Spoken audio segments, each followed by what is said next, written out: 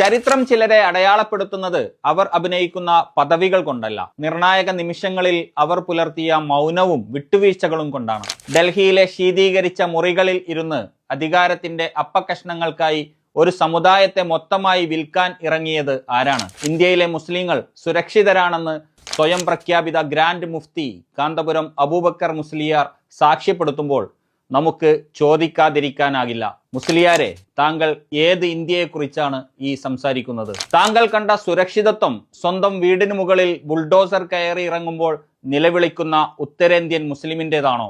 അതോ അസമിലെ മണ്ണിൽ പൗരത്വമില്ലാതെ വോട്ടവകാശമില്ലാതെ ആട്ടിയോടിക്കപ്പെടുന്ന ലക്ഷക്കണക്കിന് മുസ്ലിങ്ങളുടേതോ?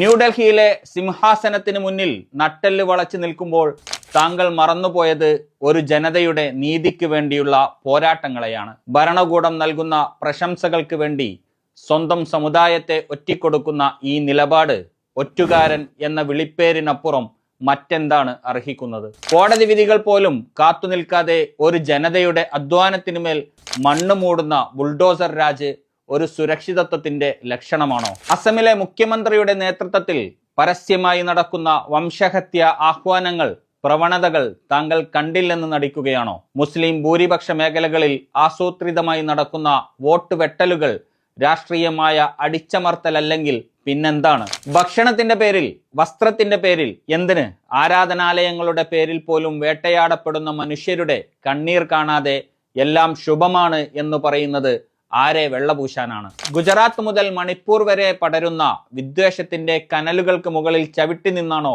താങ്കൾ സുരക്ഷിതത്വത്തിന്റെ സർട്ടിഫിക്കറ്റ് നൽകുന്നത്? ആത്മീയ നേതാക്കൾ ഭരണകൂടത്തിന് വിടുപണി ചെയ്യുമ്പോഴല്ല, മറിച്ച് അനീതിക്കെതിരെ വിരൽ ചൂണ്ടി ഉറച്ച നിലപാടെടുക്കുമ്പോഴാണ് ഒരു സമുദായം യഥാർത്ഥത്തിൽ സുരക്ഷിതമാകുന്നത്. രാജ്യ പുരോഗതിക്കായി കൈകോർക്കാം എന്ന് പറയുമ്പോൾ ആ കൈകളിൽ നീതിയുടെയും തുല്യതയുടെയും കരുത്തുണ്ടാകണം. അല്ലാതെ അടിച്ചമർത്തപ്പെട്ടവരുടെ കണ്ണീരിന് മുകളിൽ കെട്ടിപ്പൊക്കുന്ന പുരോഗതി ആർക്ക് വേണ്ടിയാണ്?